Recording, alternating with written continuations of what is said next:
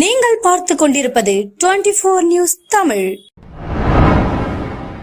திண்டுக்கல் மாவட்டம் அருள்மிகு பழனி ஆண்டவர் கலை மற்றும் பண்பாட்டு கல்லூரியில் திண்டுக்கல் மாவட்ட மதுவிலக்கு மற்றும் ஆயத்தீர்வைத்துறை மற்றும் ஏரன் பவுண்டேஷன் தன்னார்வ தொண்டு நிறுவனம் மதுரை இணைந்து போதைப் பொருள் ஒழிப்பு விழிப்புணர்வு தொடர்பாகவும் ட்ரக் ஃப்ரீ தமிழ்நாடு என்ற செயலி பயன்பாட்டு தொடர்பாகவும் போதை பழக்கத்தால் ஏற்படும் தீமைகள் குறித்து மாணவர்களால் ஓரங்க நாடகம் நடத்தப்பட்டது.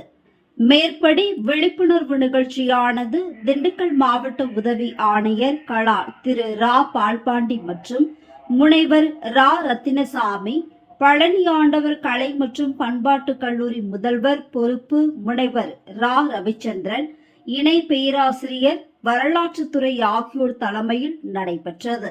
இதில் ஏரன் பவுண்டேஷன் நிறுவனர் முனைவர் திரு ராஜேஷ் நல்லையா, செயலர் திருமதி பூர்ணம், பழனி கோட்ட கலால் அலுவலர் திரு எம் வடிவேல் முருகன், மதுவிலக்கு காவல் ஆய்வாளர் திரு சரவணன் ஆகியோரும் 10 பேராசிரியர்களும் மற்றும் 300 மாணவ மாணவிகளும் கலந்து கொண்டு ட்ரக் ஃப்ரீ தமிழ்நாடு குறித்து விழிப்புணர்வு பெற்றனர்.